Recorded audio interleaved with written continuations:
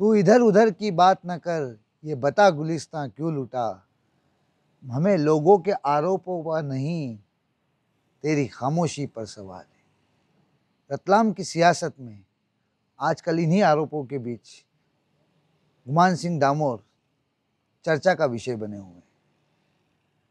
पिछले कुछ दिनों से लगातार उनको चर्चा में इसलिए भी लाया जा रहा है क्योंकि उनके ऊपर जो लगा है 600 करोड़ रुपए के गबन और 400 बीसी के आरोप, इन्हीं आरोपों को लेकर कांग्रेस लगातार हमलावर है और पिछले 2-3 दिनों में झाबुआ से लगाकर रतलाम तक कई जगह कांग्रेस अपना प्रदर्शन करके उनकी गिरफ्तारी की मांग कर चुकी है।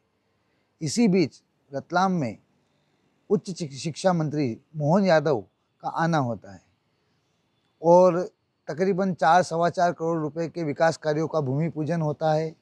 और इसी बीच पत्रकार उनसे गुमान सिंह डामोर के ऊपर कुछ सवाल पूछ लेते हैं, जिन सवालों को जवाब से बचने की कोशिश करते हुए मंत्री महोदय कहते हैं कि हम मुझसे वो सवाल करें जो मेरे विभाग के हैं। चूँकि ये एक मध्य प्रदेश में एक सांसद के ऊपर लगे हुए गंभीर आरोप है, क्योंकि रतलाम में इससे बड़ा गबन का आरोप आज तक किसी नेता पर नहीं लगा, तो वाजिब था कि पत्रकार उसी तरह के सवाल मंत्री महोदय से पूछेंगे। लेकिन मंत्री महोदय उन्हें टालने की खूब कोशिश करते रहे। लेकिन मंत्री महोदय ने जब बोला तो उन्होंने कहा कि ये आरोप जो हैं अभी विचाराधीन है और इनके ऊपर विचार किया जा रहा है, अभी न्यायालय में है। जबकि पत्रकारों द्वारा ये बताया गया उन्हें कि न्यायालय ने ही उनके ऊपर एफआईआर करने का आदेश दिया है। इसीलिए इस बात को सुनने के बाद मंत्री महोदय थोड़ा सा असहज हो गए और बाद में उन्होंने बताया कि अगर ऐसा अदालत ने बोला है तो आगे जो भी कार्रवाई होगी देख सकते हैं, लेकिन वो उसके ऊपर खुलकर बोलने से बचते रहे।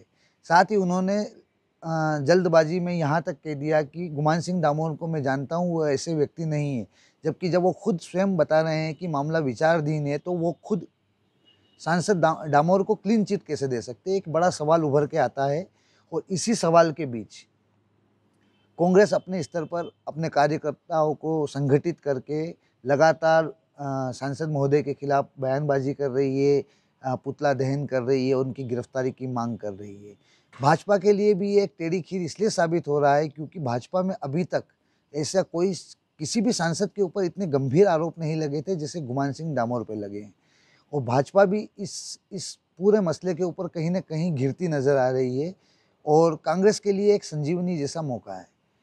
इसी बीच देखा जाए तो मोटे पैमाने पर जो हम देखते हैं तो ये उभर कर सामने आता है कि कांग्रेस के हाथ में किसान आंदोलन के बाद अगर रतलाम के आसपास मालवा क्षेत्र में ये सबसे बड़ा अवसर है जब वो सत्ता पक्ष के ऊपर हमला कर सके।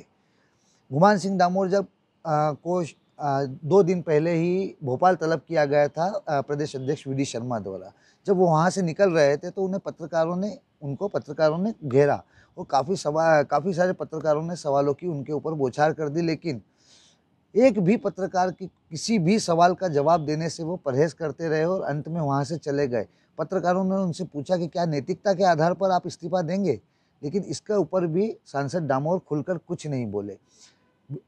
हमारे सूत्रों के अनुसार वी डी शर्मा ने उनको इसलिए बुलाया था कि उनका पक्ष जान सके, क्योंकि भाजपा एक सांसद के ऊपर लगे गंभीर आरोपों को लेकर बहुत ही चिंतित है, क्योंकि मोदी जी की जो अभी तक की छवि रही मोदी सरकार की, उसमें किसी भी मंत्री या सांसद के ऊपर इतने बड़े घोटाले या किसी भी तरह के घोटाले के कोई बड़े आरोप अभी तक सामने नहीं आए।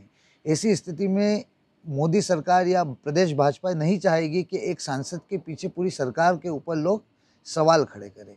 इसी को लेकर प्रदेश अध्यक्ष वी डी शर्मा ने जब डामोर साहब को वहाँ बुलाया था तो उन्होंने उनसे उनका पक्ष जानना चाहा, क्योंकि इसके आगे जो कार्रवाई भाजपा करेगी उसके लिए रूपरेखा बनाना उनको रूपरेखा बनाना होगी। और ये रूपरेखा तभी बन सकती है जब आप सांसद से उनका पक्ष जान लें। ऐसी स्थिति में हमारे सूत्रों के अनुसार, ये राजनीतिक विश्लेषणों के अनुसार ये बात सामने आ रही है कि हो सकता है कि 15 या 20 दिन में विधायक डामोर नैतिकता के आधार पर इस्तीफा देते हुए आपको नज़र आ जाए और ये मामला भाजपा जल्दी से जल्दी निपटाने की कोशिश करे। इसी बीच हम बात करते हैं कि जो मंत्री महोदय यहाँ आए थे, उन्होंने कई विकास कार्यों के साथ साथ जब उनसे पूछा गया कि जिला पंचायत चुनाव के अंदर जो कोर्ट ने अभी स्टे लगा दिया उसके ऊपर निरस्त कर दिए चुनाव को, उसके बारे में आप क्या कहेंगे? क्या लोग क्या ये भाजपा नहीं चाहती थी कि चुनाव हो? तो इसी सवाल के जवाब में उन्होंने बताया कि देखिए, भाजपा तो सबको साथ में लेकर चुनाव कराने के पूरे पक्ष में थी, लेकिन कांग्रेस ने हर बार इसमें अड़ंगा डालने की कोशिश की और कांग्रेस ही इसे लेकर हाई कोर्ट और सुप्रीम कोर्ट तक गई। इसलिए इस पूरे घटनाक्रम की जिम्मेदार भाजपा नहीं वरन कांग्रेस ही।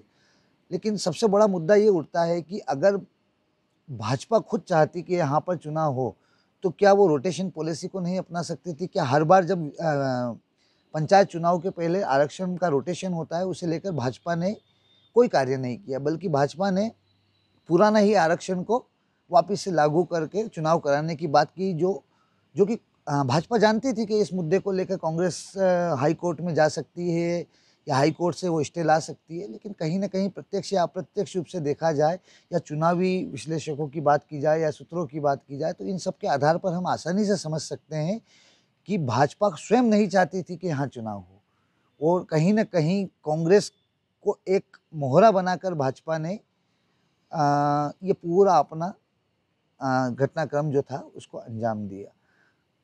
इसी बीच कांग्रेस के बारे में भी बात कर ली जाए तो कांतिलाल भूरिया सक्रिय हैं, वापस से सक्रिय हो रहे हैं, क्योंकि उन्हें भी लगता है कि भाजपा कहीं ना कहीं सांसद डामोर से इस्तीफा ले सकती है, और इसी को लेकर वो लगातार बयानबाजी कर रहे हैं और सांसद गुमान सिंह डामोर के खिलाफ गिरफ्तारी की मांग करते रहे हैं, और समय समय पर कांग्रेस पार्टी के उनके कार्यकर्ता उनके खिलाफ प्रदर्शन भी कर रहे हैं। क्योंकि अगर भाजपा नैतिकता के आधार पर गुमान सिंह डामोर का इस्तीफा ले लेती है, तो ऐसी स्थिति में यहाँ पर लोकसभा के पुनर्चुनाव वापस से चुनाव हो सकते हैं, और इस बार कांतिलाल भूरिया अपने आप को विधायक की जगह सांसद बनते हुए देखना चाहते हैं। और अपने पुत्र के लिए भी वो, जैसे अभी कांतिलाल भूरिया जी अपने पुत्र के लिए भी जिस सीट को उनके पुत्र हारे थे, वो सीट पे विधानसभा चुनाव लड़कर जीते हैं, और उसके बाद वो वही वाली सीट वापस से अपने पुत्र को देने की पूरी कोशिश करेंगे। इस भाजपा और इस कांग्रेस के झमेले के बीच में, इस पूरे घटनाक्रम के बीच में एक बात साफ नज़र आती है कि इस हमाम में सभी नंगे हैं, और सभी एक दूसरे के ऊपर आरोप प्रत्यारोप भले ही करें, लेकिन कहीं ना कहीं प्रत्यक्ष या अप्रत्यक्ष रूप में इन सब चीज़ों के जिम्मेदारी सत्ता पक्ष की होती है। चुनाव के अंदर जो भी आप कार्य करते हैं या चुनाव होते हैं, तो चुनाव के लिए जो राज्य चुनाव आयोग है वही सिफारिश करता है, वही निरस्त करता है और वही उसकी घोषणा करता है। इसी स्थिति में लगातार कांग्रेस के आरोप लगते रहे हैं भाजपा के ऊपर कि राज्य चुनाव आयोग राज्य सरकार के हाथों की कठपुतली बन चुका है। अब हकीकत क्या है, या आप सभी लोग जानते हैं या जल्दी आपके सामने आई जाती है। अभी तक के लिए इतना ही। आज का विश्लेषण हम यहीं समाप्त करते हैं। धन्यवाद। अपने उस पूरे प्रकरण में अपना पक्ष रखेंगे तो न्यायालय उनका साथ देगा। डामोर जी को आज सुबह भोपाल कार्यालय में तलब किया गया था, तो क्या पार्टी क्या निर्णय लेगी? वीडी शर्मा जी से आज उनकी मुलाकात भी हुई थी, तो आपको क्या लगता है? मैं दोबारा ये आखिरी आपको जवाब देना इस लाइन पे, मैं उच्च शिक्षा से संबंधित काम के लिए आया हूँ। मैं बेहतर उचित समझूंगा कि आप मेरे विभाग पे बात कर ले, लेकिन फिर भी मैं बताता हूँ, पार्टी की प्रक्रिया है हमारे नेताओं से मिलना, इसका मतलब किसी ने कोई तलब किया ऐसा नहीं है। ये तो वही बता पाएंगे उनसे क्या बात जी। नहीं सर, बात वही लेके जो अभी देश में स्थिति बनी है, मीडिया में लगा रहे आप तो यार, आगे सरकार कोर्ट में भी गई है, पक्ष भी आरोप लगा रहे हैं, लेकिन इस पूरे परिदृश्य में ये तकरीबन 1.5 साल से जो निचले स्तर का प्रतिनिधित्व है वो रुका हुआ है। देखिए, ये बात महसूस करने के बाद ही हम लोग चुनाव में गए थे। अब ये बात भी सही कि चुनाव की इस पूरी प्रक्रिया में चुनाव का जो निर्वाचन चल रहा था, ये भी सर्वघोषित तथ्य है कि कांग्रेस ही उसके लिए चुनाव के खिलाफ गई थी। कांग्रेस ने ओबीसी के प्रश्न पे कोर्ट में याचिका दायर की थी, और कांग्रेस की याचिका पे सुप्रीम कोर्ट ने निर्णय किया। कांग्रेस चाहती तो उस समय वो अपनी पिटीशन वापस ले लेती, लेकिन उसके बावजूद भी कांग्रेस ने नहीं किया है।